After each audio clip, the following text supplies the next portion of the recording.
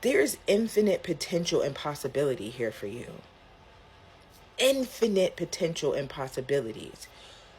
Start aligning yourself with the thread that allows you to get ahead. He said, "Oh, yeah, that's right. You only believe in philosophy." She was like, "No, I believe in searching for the truth, and that truth finally and ultimately leads you back to God." I was like, "Listen, yes, okay." And when you have experienced divine timing, divine shifting, divine guidance, you know that there is energies at work on your behalf, right? Energy is at work on your behalf. We are not here by accident. And I am a firm believer in that. The stars, the gases, the atoms, neurons, electrons, protons, right? The cosmic realignment and shifting that had to take place in order for us to exist in this current time and space is not an accident, right? So that means that you have a divine purpose and mission to create. And I know sometimes that can feel like daunting or heavy. But one of the things I had to learn, and this is just my perspective based upon my experiences, is that if I am here for a reason, that means everything has to work out in my favor. Like, I was not born to fail. I was not born to fail. My twister doing something different today, but it's going to have to work until I twist it out tomorrow. You were not born to fail. And I need you to affirm that today, right? We're sitting with the moon in Sagittarius, the energy of Capricorn, and we're sitting in Wednesday energy. Wednesday is governed by Mercury. Mercury is going to be the energy of communication. You were not born to fail. You will complete your mission. Everything that you need will be provided for you to succeed. All you have to say is yes to your success. And often individuals ask me, how are you able to stay so positive? I don't necessarily consider it positivity as much as optimism. Optimism opens, right? It is an opportunity. It is expansive. It's an O, right? Pessimism puts up a wall.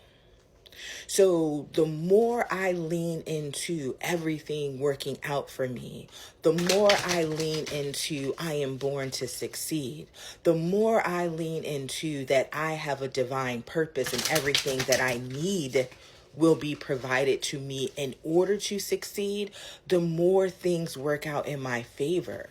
Because if I put up a wall, if I put up a block, if I put up a barrier, then I am accepting a limitation. We're getting back to the tankard energy, baby. And I love this because it aligns with not needing anyone else's approval, right? Not needing anyone else's approval. And if you've seen the series, you know Renea's frustration. And it may be the frustration that you're feeling as well too, that what you're like going towards, right? Because we were talking about not being born to fail, not being born to fail. You are going to achieve your goals. You were going to achieve your mission. Listen, one of the other things that really helps me succeed in the eyes of obstacles, right? In the eyes of obstacle is knowing that I can overcome it. Just knowing that it's going to work out. It's that knowing. When you have experienced a triumphant moment, And regardless of what it is, when you have experienced a triumph, that is proof, no matter how major or minuscule, that is proof that success and achievement is part of your dichotomy and dynamic. Lean into what you were able to do in order to succeed and replicate that. How were you able to overcome that obstacle? How were you able to get to that goal? What steps did you take? What places did you remove yourself from? Which objects did you include, right? Like, go back to that. This is where journaling for me becomes very impactful, because the more I create and cultivate my recipe and my blueprint, the more I can replicate that cake. Okay? So you were not born to fail. You will defeat this stagnation, but don't rush it away. Why? Because the incubation of the stagnation is helping you restructure your landscape. There's infinite potential and possibility here for you. Infinite potential and possibilities.